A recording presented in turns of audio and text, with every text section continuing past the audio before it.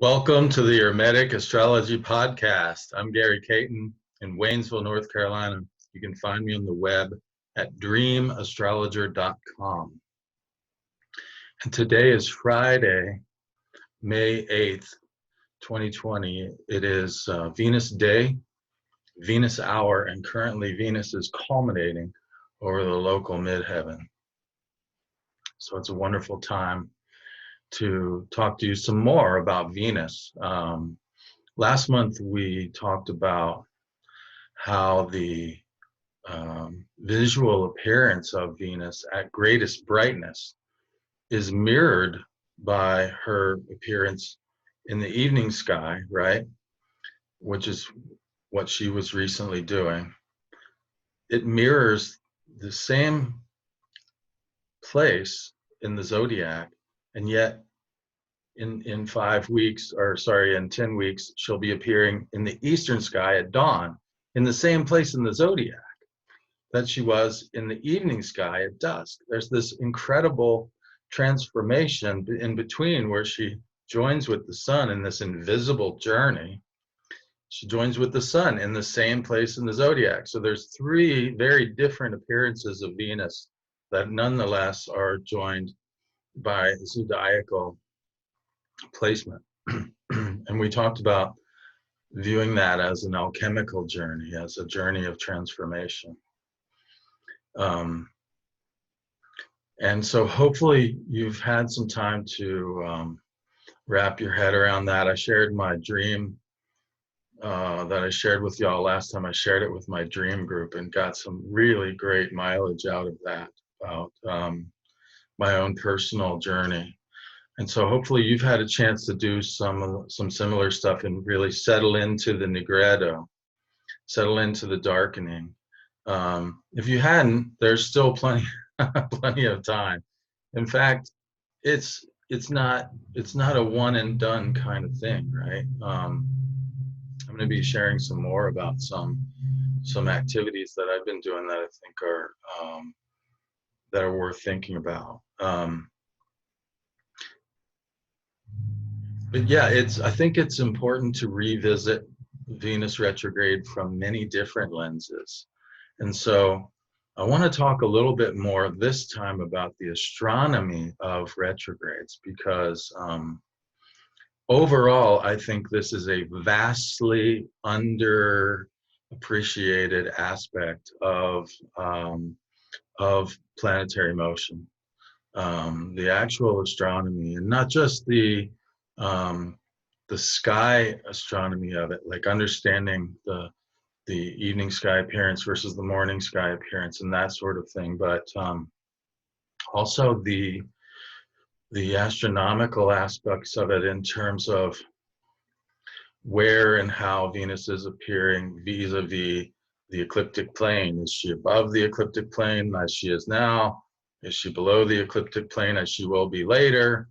And what does that mean? How does that change the way that we experience it and so forth? This is something that is definitely has always been a part of classical astrology, deep in the tradition, but it kind of got lost along the way.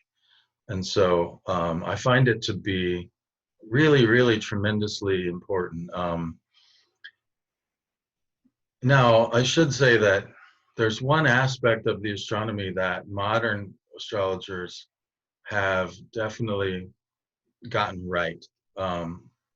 You'll find this in Aaron Sullivan's classic book on retrograde planets, for instance, and that is they have viewed the retrograde as an astronomical process from a heliocentric perspective. In other words, you'll often hear people say in the modern astrology context that retrogrades are a time to go within, right? And that's because from a heliocentric perspective, Venus is literally here, and the Earth is here. Venus is literally passing between the sun and the Earth right now. Well, she's really about here, and then later when she conjuncts the sun, they'll be in a line, yes? And this is one of the reasons why I place tremendous importance rather than the outer planets, which are always tremendously far away. I prefer to place tremendous importance on the 3 planets that are capable of this penetration of the Sun-Earth enclave. The heart space of our system is able to be penetrated by only 3 bodies. Venus, of course, is the closest, and she makes the closest approach. And Mercury and Mars can also do the same thing, of course, a bit further for each of them.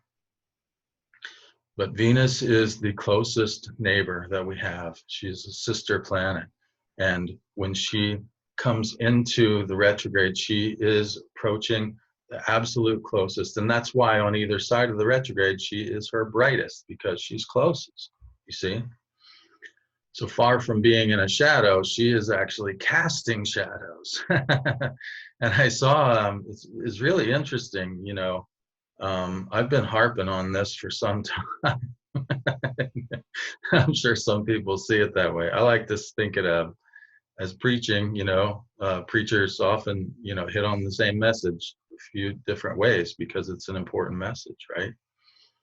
And I saw someone recently who's a fairly prominent astrologer saying, you know, being as how Venus is so bright right now and actually casting shadows, I think I'm going to refrain from referring to her as being in the shadow anymore. Like, I don't see that as a useful terminology. And I was like, oh my God, I want a convert.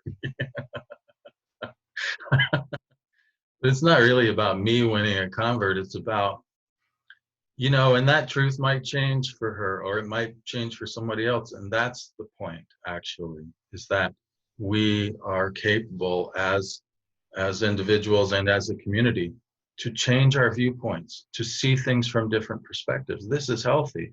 This is holistic. And so, and ultimately, I think that is the single most important message of a retrograde planet. And I'm going to show you a lot more about why. But yeah, this idea that Venus is coming into the closest contact with Earth. And in fact, we're going to talk some more about it.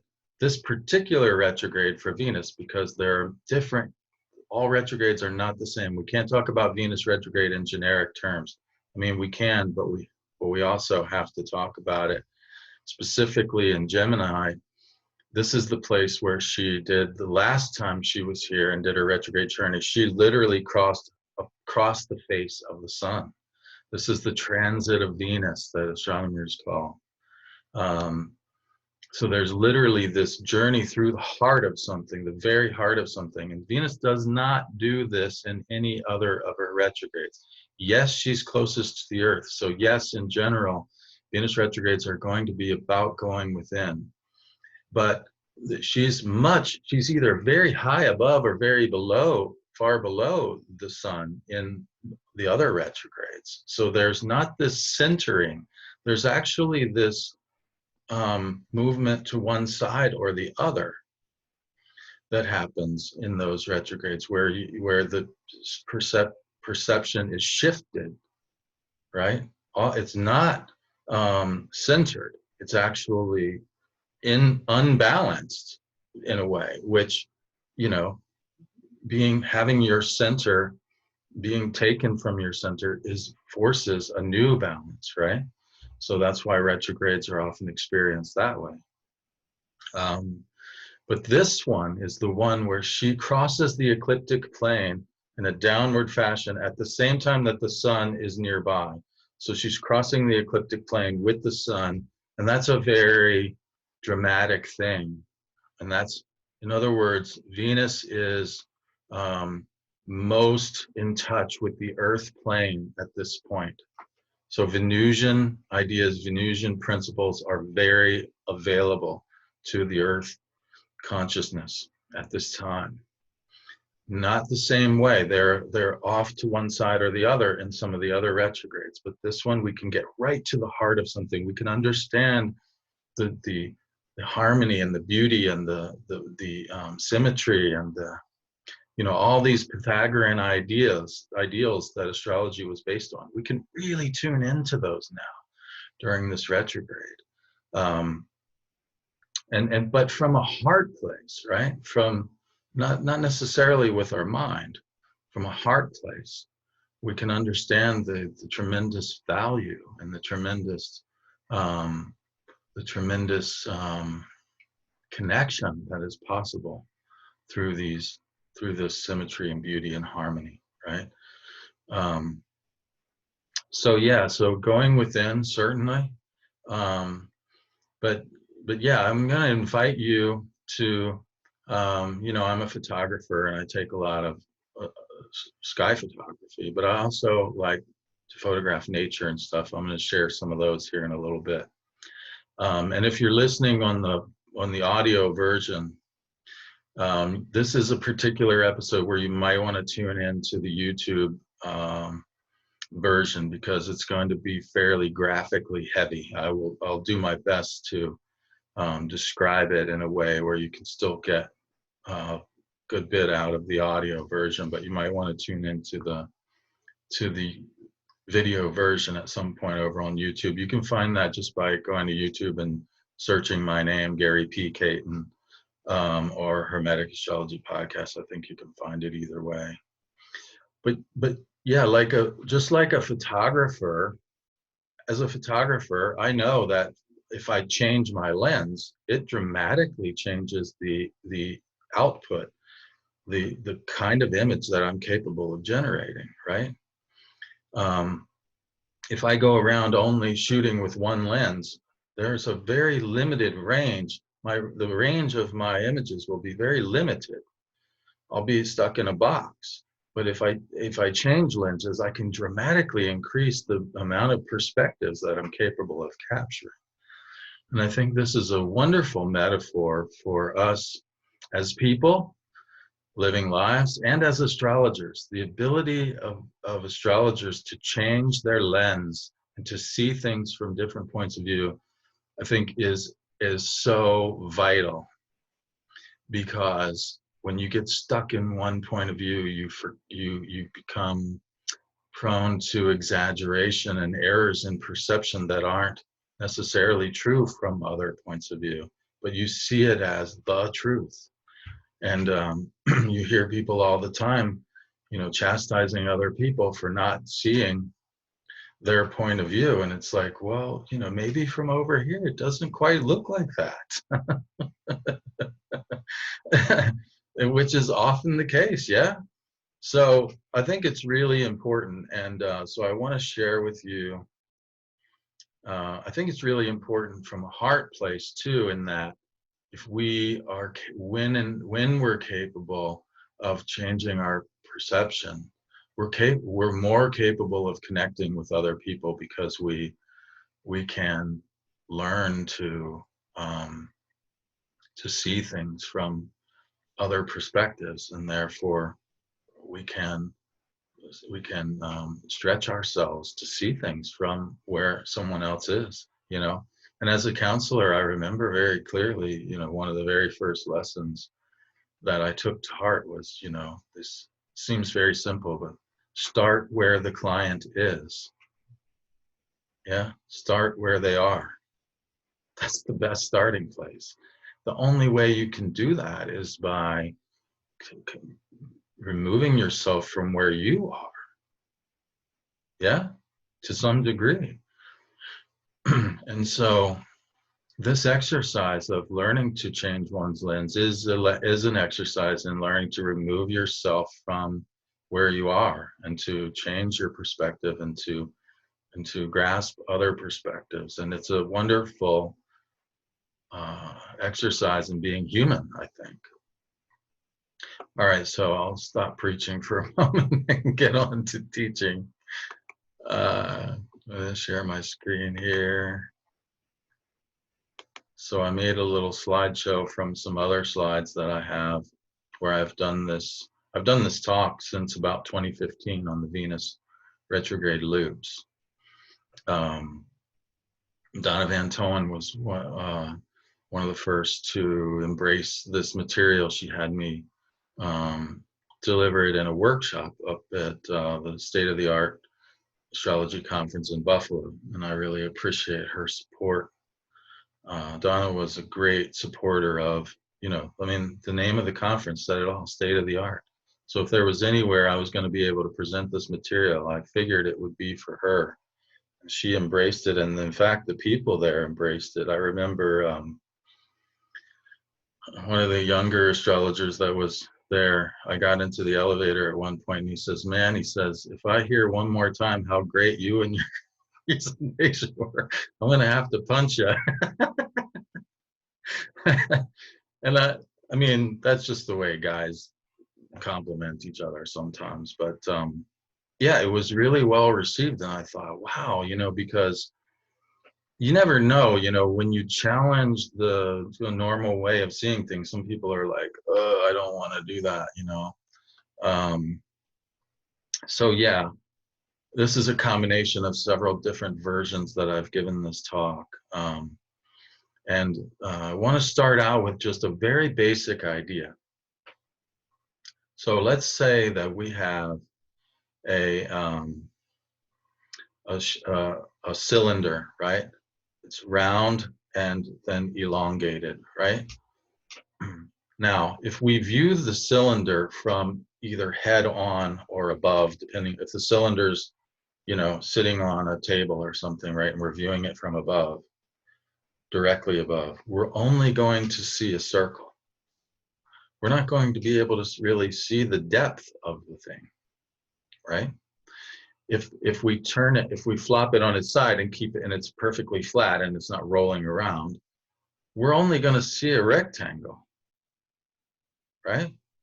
If it's, if the depth of the thing is the same as the circumference of the circle, we're going to see a square.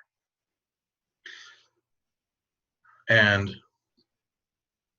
so point of view produces perception, right? It's the place from which we are looking at something influences what we see. It's a very simple concept and yet very profound. Yeah. So that if we're used to seeing things from a particular perspective, astrologers are big on circles, for instance, right? And in fact, that metaphor that I used of looking at a sphere from the top, that's exactly what the zodiac is. Okay? So in this diagram, we're seeing there's this band of sky that's known as the zodiac. And the way that we view that is from the point of view of the North Pole of the ecliptic, which, by the way, is where you find the constellation Draco. So there's this dragon that's central to this northern perspective of looking at the zodiac, which is very interesting. And when we look directly down on it, what we see is a circle. We see a circle, and we call that circle the zodiac, and it has 12 pieces, 4 seasons, beginning, middle, and end. 12 pieces of pie. And this is a wonderful way of looking at things. I'm not dissing it at all. It's fabulous. There's many, many, many, many things you can do with this point of view, and I love all of them. And I primarily use this point of view myself. Yeah, have for most of my astrology career. And by the way, it doesn't matter if we're talking about the tropical, which is what I'm showing here, the tropical zodiac based on 0 Aries, or the intersection of the sun on the ecliptic plane with the equator, right? That's what this zodiac is based on. Whether we're looking at the sidereal or tropical zodiac, we're still just going to see that circle, right? That's all we're going to see. There's no depth to it. And so what we do is we end up talking about retrogrades as this, I call it the Squish Test. You see people, yeah, it goes over here and then back again, right? There's this flat squished S. Well, that's actually nothing like what retrogrades look like in the sky, or from a perspective of the side. If we flip the sphere, if we flip the cylinder over, if we're looking at it from the side, it's nothing like what it looks like. And so you know, you won't see this in any astronomy publication, for instance, because they don't use the zodiac the way we do. And the fact that this is the only image that astrologers are capable of producing for retrograde is problematic, because it makes us look ignorant, as if we aren't aware of it. And I'm not so sure that that isn't true for the most part. You know, in fact, it was very true for myself until only recently, you know. And so it's the power of changing this point of view is tremendous. So as I said, if we flip the cylinder over and we look at it from the side, we see a square, not a circle, yeah, and or a rectangle. And when we look at the ecliptic from the side instead of the top, we see that it's a band. It's not a flat plane at all. And what's crazy about this is that when you look at it from the top and you see, it's basically assumed that all planets are on the ecliptic at all times. Not true at all. Planets are rarely ever on the ecliptic. In fact, they are very rarely on the ecliptic. It's only at the points where their orbit intersects the ecliptic, also known as nodes, that they find themselves to be on the ecliptic plane. Otherwise, they're either above or below it. We call this latitude. So there's a vertical band of the ecliptic, and this measurement is known as latitude. And there's a very broad range of latitudes amongst the planets, because they're, you know, even though the system as a whole has, you know, evolved to a low energy state of a disk. That's the lowest energy state. If you got stuff going all over the place, that's a very high energy state. And over time, things tend to evolve to a low energy state. And that this, in this case, a disk.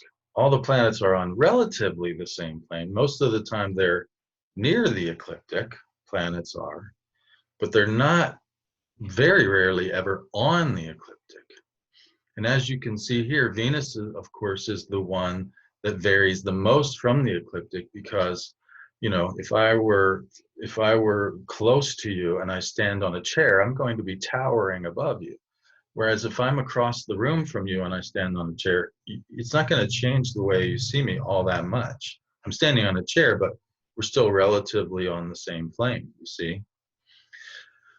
So Venus changes the most in terms of latitude, and that defines this band of plus or minus 9 degrees, about 18 degrees wide is the zodiacal band, right? So it has depth. We just don't see it because we're used to looking at it from the top, where it appears to be this flat disk, you see.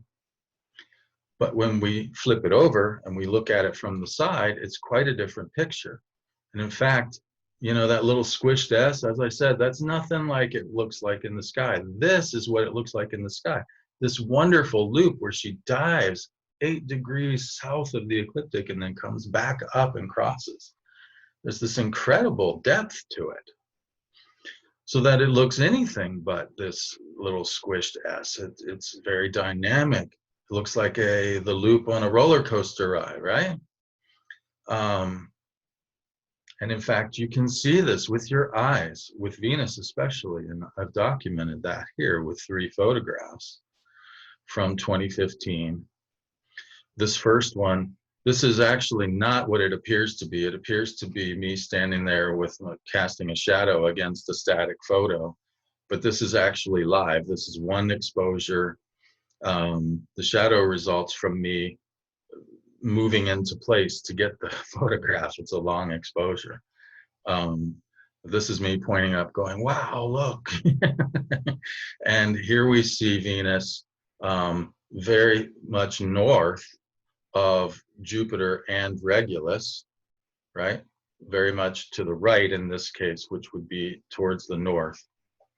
And as she's approaching them, right? And then in the next photo, we see Venus is now, oh, wow, now she's very much closer to Jupiter and closer eventually to Regulus. She gets here, right? So she does this diving downward motion where we're being very high above the ecliptic and diving down towards the ecliptic, and eventually diving way below the ecliptic and then coming back up. So there's this tremendous vertical change in the relationship of the planet with the Earth plane during some of these loops. Well, during all the loops. Yes, there's a tremendous amount of vertical change in all the loops. The actual shape is very different in each one of the loops, which we'll talk about here in a second. Now this, right away when I saw this, I thought to myself, my God, it's not because of going back and forth across the same place. What is that? That doesn't feel dynamic to me. That feels like somebody pacing back and forth. It's not dynamic at all. It's very static, actually. When somebody's pacing back and forth, it's usually because they're stuck. But when you see somebody diving down and then shooting back up, wow, that's dynamic. That to me explains this process that you hear people saying, oh my God, something's changing already, and Venus isn't even retrograde yet, but she's in that zone where she will be. Well, that's because she's already started to change very drastically in her vertical relationship in latitude, well before she turns and goes backwards, you see, and well afterwards in most of the loops. Now in this loop, it's a little bit different, but you see, so simple explanations are usually better. Could it be because of this drastic change in vertical rather than just because it's in some imaginary zone through which it passes 3 times? Seems like a better explanation to me, much better explanation. And so right away, I felt like I was onto something when I started studying these. And then if we think about it in terms of a visual phenomenon, this right now I'm displaying a photograph of what's known as the Venus tablet of Amisadukwa. Amisadukwa was a Babylonian Mesopotamian king, and he sponsored a study of the Venus cycle. He ordered the astronomer priest to, hey, I want you to write this stuff down, right? Okay. And so these observations happened around 1600 BC, very long time ago, 2 millennia, really before, the Persians got a hold of, well, shoot, even more than that, almost 2 millennia even before the Greeks got a hold of it, 1.5 millennia just about. And what it says is that in year 1, inferior Venus, so that's Venus that we're talking about now, so passing between the sun and the earth, right? Inferius meaning below, sets on Shabbatu 15, and after 3 days rises on Shabbatu 18. Now, if we put aside what Shabbatu is for a second, Shabbatu is just a constellation or a location, right? We would call it something totally different these days. Let's just focus on what's happening visually. She's setting and then 3 days later rising. 2 years later, it says Venus sets and after 16 days rises. 2 years later, Venus sets and after 12 days rises. Year 6, 1 year later, after 3 days rises. 2 years later, after 17 days rises. You can see a pattern in this if you look through this. So it goes through 16 years of these things. And what we see is that over 2 8-year cycles, that we have a short period, a long period, a middle period, and then another short and another long. So it goes short, long, middle, short, long. So clearly, there are 5 different dances that Venus does with each of these retrogrades. It's a very different dance. Now, the short ones might be more similar than the long ones, but there's 5 different dances that occur over a period of 8 years. The appearance and the amount of time that she's gone changes each time. You see, it's very different. It's not just that she's going back and forth over the sky 3 times. It's not that at all. There's something else going on here. And it took me a very long time and a lot of frustrating waiting to figure out what it was that was going on here, because I mean, I went through my astronomy programs and I traced out, and I could see that there were different loops.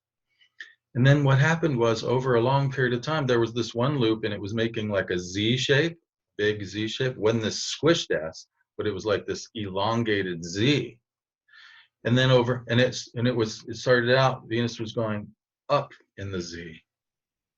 And then after about 200 years, now all of a sudden the Z is going down, and I'm going, what in the world is going on here? Like, literally, what used to be is now completely opposite. And it took me a long time to figure it out, but what I realized is that the nodes of Venus, and that is the location of Venus's intersections with the Earth plane, which are in Gemini and Sagittarius. The relationship of each particular retrograde to those places determines the shape. And right now we have Venus, the transits of Venus happening in Gemini, which produces a downward shaped Z. But 200 years later, the transits of Venus will be happening in Sagittarius, and that's her north node. So there's an upward pointing Z, you see? So this is very, and for those who may not realize, there's only 5 places where Venus goes retrograde at any given point in time. Currently, we're going into the Gemini one. The previous one was in Scorpio, then it goes to Gemini, then it goes to Capricorn, and then Leo, and then Aries, and then back to Scorpio. So over 8 years, there are 5 different Venus retrogrades. And so if we put these shapes along with that, what it looks like is this. So in 2012, 2020, and then again in 2028, we'll have this downward Z shape, right?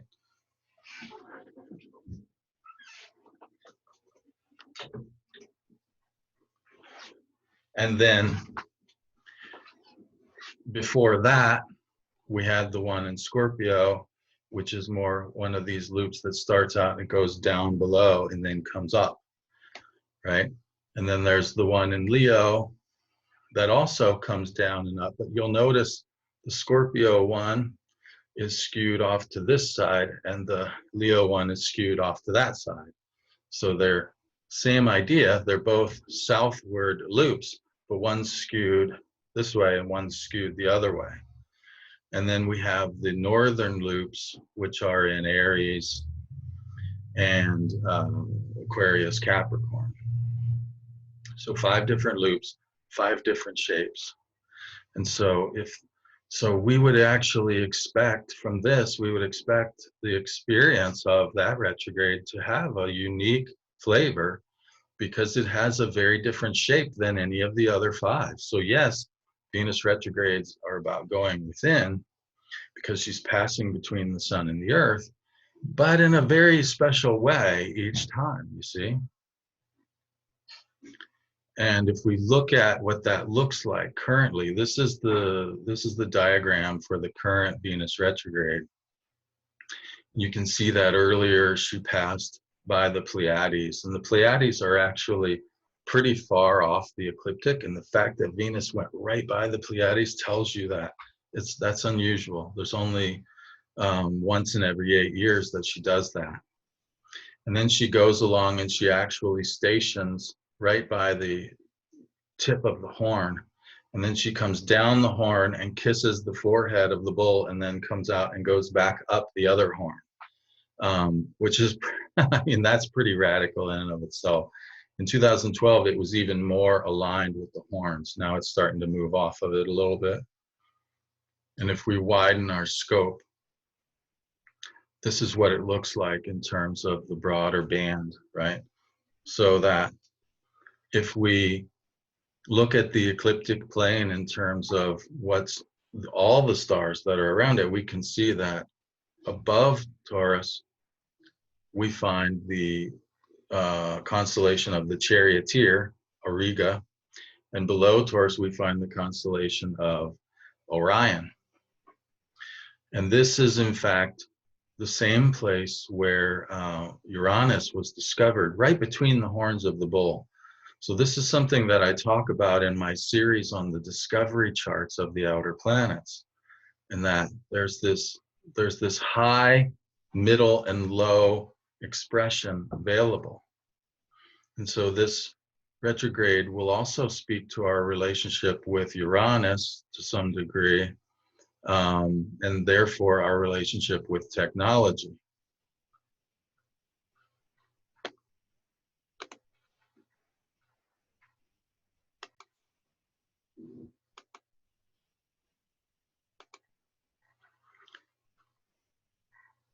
So what I thought was interesting about this is that Orion in mythology is pretty much what you would call toxic masculine figure. He's kind of this big brute who is this great hunter, and he says, I'm so great at hunting, I could probably kill every living thing. And Gaia, Mother Earth, goddess of the earth, she hears this and she says, yeah, I don't think so. And she sends this great scorpion to humble Orion, and then Zeus ends up putting them in the sky opposite each other. So as Orion rises, the scorpion's setting, and then as Orion comes around, the scorpion is kind of chasing him out of the sky. As the scorpion rises, Orion is going away, right? So there's this kind of hyper masculine energy of like, I will conquer, and it's about grabbing power, really, right? And that's sort of like the root chakra of this thing is, and that's what the root chakra is about, and at some level on this planet, it is necessary to eat or be eaten, if you want to stay alive, right? And then in the middle, we have the bull, and the bull is very interesting because it's a very ancient constellation. You'll see that, for instance, in the caves in Lascaux, France, you have this hall of aurochs that they talk about. And what they found is that those aren't just pictures of bulls. Those are astronomical to scale, astronomical drawings. And they've shown that, for instance, the Pleiades is present, and the Hyades, the V, that is the face of the bull here, and which is phenomenal. Because these people made a living from hunting bulls, essentially, and then eventually tamed the bulls and made a living from trading bulls. So the human relationship with bulls is really one of, how do we make a living? How do we feed ourselves? How do we manage to feed ourselves and feed our tribe and prosper and grow and so forth, right? And then you have this constellation above both of these, that is Auriga, the charioteer, who's actually carrying a little goat on his shoulders, which is another kind of domesticated animal, right? A little baby goat. And the charioteer speaks to the ability to find equilibrium between these two forces of this grabbing for power, right? This yang, having to fight to survive, and this more feminine nurturing force of, how can I take this wild animal and bring it into my home and nurture it and have it grow and have it feed me and my family, and have both the flocks, the well-being of the flock reflects the well-being of the family, right? And how can I take both of these ways of being, right? The hunter gatherer and the domesticated, and the what people call the pastoralist, which eventually leads to like the agriculturalist, right? How can I balance? How can I find an equilibrium between these two ways of being? That's what the chariot in the tarot is about. It's about establishing an equilibrium between, you have this dark horse and this light horse, right? So What's really fascinating about all this is that Venus is actually diving from a very high. She's literally what's known as out of bounds at this point, and she's actually conjunct Capella, the alpha star in the Charioteer, and she's stationing very close. Now this doesn't happen. Venus doesn't station within a degree of a star, because this will shift by about 2 degrees each time. So Venus doesn't station within degree of any star, but once about every 250 years. So there's this very interesting chance to align with that energy that is Capella, that is the Charioteer. Now in magic, Capella is said to be about, it's interesting that it's in northern, right? It's above the ecliptic.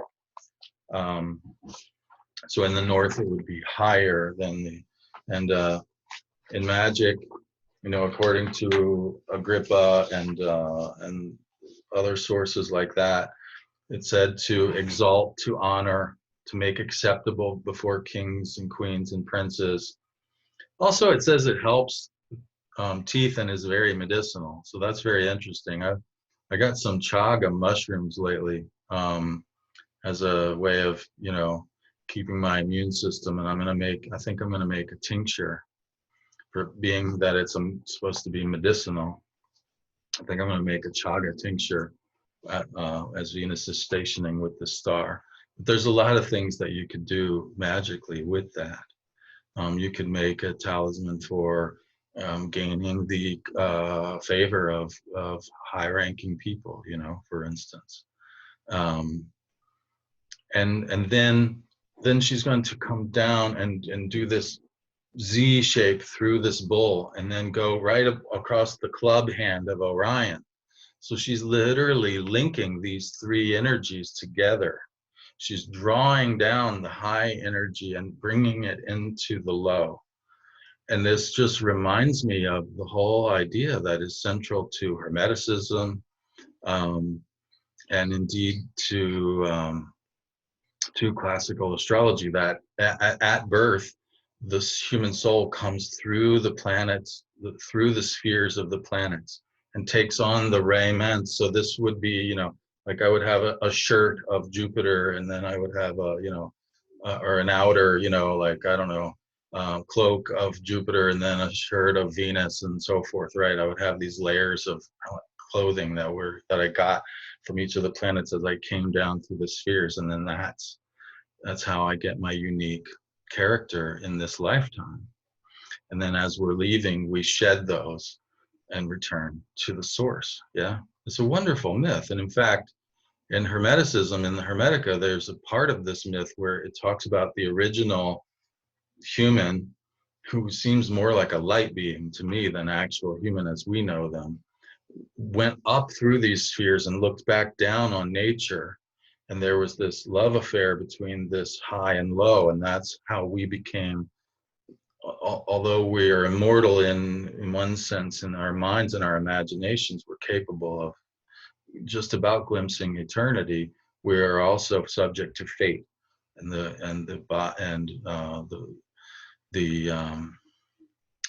you know, the body gives out on us eventually, right?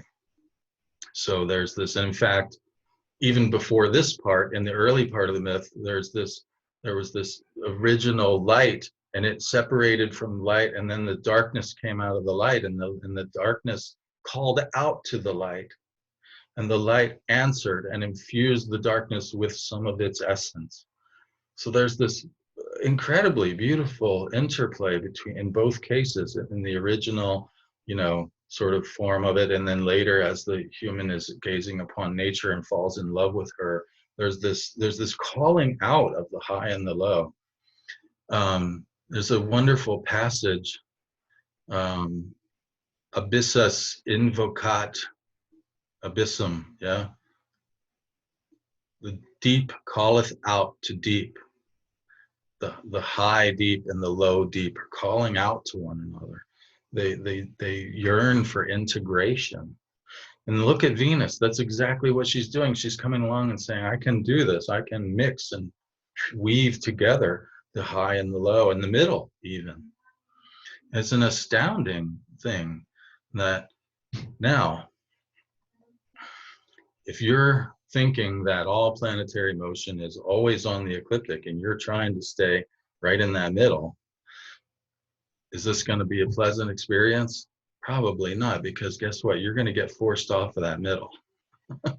Or if you're used to hanging out on this side, you're probably going to get forced off of that into the middle or the low.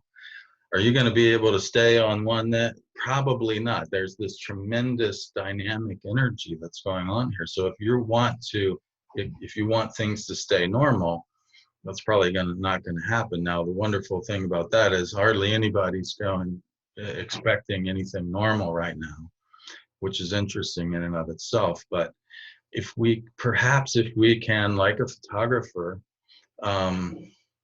consciously decide to change lenses and change viewpoints, then we can get a glimpse of something entirely new at this point in time. And in fact, since Venus is going from high to low, maybe it's about lowering ourselves. And what I mean by that is coming out of our head, right? And stopping trying to understand things and saying, well, this is what's happening, or that's what's happening. Just saying, I don't freaking know what's going on, but I know who I am. I know what I want. And right? You can come into a heart place of knowing, of like that, or I know what I need. Getting back in touch with and calling out. You can be that darkness, calling out to the light. Send me some light. I'm in the dark. And you'll be answered. Yeah. Especially, this is what I talk about in my Mercury book, that the evening star phase is like the Negretto, and then when you get the conjunction, there's this wonderful conjunction between the sun and the planet. There's this light that pours in, the albedo. And then later you have the rubedo phase, where you take that light that was received in the darkness and you bring it out and you make it real. You see? So if you want to find out more about any of this, especially about working with the magic, I have a membership program that I invite people to take part in. You can find that at dreamastrologer.com. It's on the special offers page. And we just had a meeting the other day where we were all hanging out and Zooming and just sharing stories and stuff. And sometimes I'll give them special presentations that I don't give elsewhere. And every month they get a report on the magical happenings for the month and so on. So, and also you can get discounts for consults, deeply discounted rates, like basically half of my normal rate. And then also you can get access at the gold level. You can get access to all my archives, so you can see all of the talks that I've given over the last 10, 15 years. It's definitely a vast archive, and so you can have full access immediately to that. Okay, so I'm going to come out of here. I wanted to show you, so this idea of lowering oneself, I had I'm just going to stop sharing for a minute. I'm just going to talk to you. I had this amazing experience recently where we were up walking on the Blue Ridge Parkway, and we got on this trail that runs alongside of it. It's called the Mountains to Sea Trail. It goes from the mountains of North Carolina all the way out to the coast. And we were walking along, and I saw these triangle, like these 3-leafed plants, and I remembered that those are this time of year. Those are this flower that blooms. It's called a trillium. It's also known as birthwort. It's associated with, evidently it was given to women to facilitate the birth process. And I was like, oh, cool, the trilliums are out, because you don't see them just anywhere. They're relatively rare. And then a couple days later, I went back and there were some new ones out, new colors and new types. There's various subspecies, I guess. And then I went back another time and I didn't see them. I was like, where did they go? Well, there's this particular kind that if you're walking along as a human, standing upright, and you're looking down, they're only about this high, you know. You don't see the flower. So I started looking around and I was like, okay, I can find them by the leaves. And I saw, well, there's lots of plants, I just don't see the flowers. And so I got down and I looked underneath. I just don't know why. I just intuitively like, what are you hiding down there, friend? OMG, look at what I found. They were, I don't know if it's because like a defense mechanism from being harvested or what this is about, but there's some of these trilliums that where the flower is literally underneath. So check this out. This is the first one I saw. This is a red one. And so here I am, I'm laying on my belly looking up, you know, and I see this thing in a new way. Like usually when you're looking down on it, you see this, you know, these three things, and it looks like, it's like when you're looking down at the zodiac and you see like a circle. And then when you look at it from here down the side, it looks like these wings it looks like an angel. Yeah. I mean, it's just amazing. I was like, oh my God, think about that. The birth word, it's bringing the spirit down through the spheres into the earth plane, right? Wow, I was just blown away. Here's another one that's a white one, contrasting. I just posted both of these photos on the Hermetic Astrology podcast page on Facebook, by the way, if you want to see them and just like sit with them, because that's what I did. I mean, I was in Trillium heaven because there's this huge patch of them they're all around. It's like, particularly, I think it's because it's moist and a little shady there. But look at these, they look like angel wings and they're hiding this beautiful flower. And I can just feel that energy. It's when you're on the ground looking up at them, you can feel how they're pulling the energy down. And it just was like a revelation, like, oh, birth ward, yeah. So I just wanted to share that with you as an experience of like practicing what I'm preaching, right? Like if you change your perspective and you get down on the ground, there are wonders awaiting you. The angels will appear to those who are willing to fall to their knees, you know, and who are not too stubborn or too willful or too proud to lower themselves. Yeah. And so I just thought this was a really, I mean, it was such a revelatory experience for me. I just thought it could maybe inspire other people as a way of thinking about honoring Venus at this time during her retrograde, where she's at her south node and starting out above the ecliptic and then weaving the middle and the low together with the high. It's just astoundingly beautiful. Every time I come back to this, to anything Venusian, and whether it be the mixture of the evening sky and the morning sky with the conjunction or these loops, I mean, it's just so amazingly beautiful, and it's so inspiring that I just feel so blessed to be someone who does this, and it's like it's sort of like an eternal journey of discovery. Like no matter how much you learn, there's always more, you know, and that's what's so beautiful about it. And so I feel incredibly blessed to be who I am and to share it with you. And I hope that you've enjoyed it as well. I guess that's it for this time. Please remember to like us on Facebook, and if you want, you can share a review there, or you can share a review on iTunes. Reach out to me by email if you're interested in a consult or anything like that. It's dreamastrologer@yahoo.com. And I'm always interested to hear from people and their experiences, and I've had so many times where people have taught me. I mean, I remember when I was teaching about Mercury retrogrades and the possibilities that that offered. I remember this one woman writing me about a very deep personal experience of seeking out a loved one that had they'd become estranged from. I mean, it just moved me to tears because they found them, you know.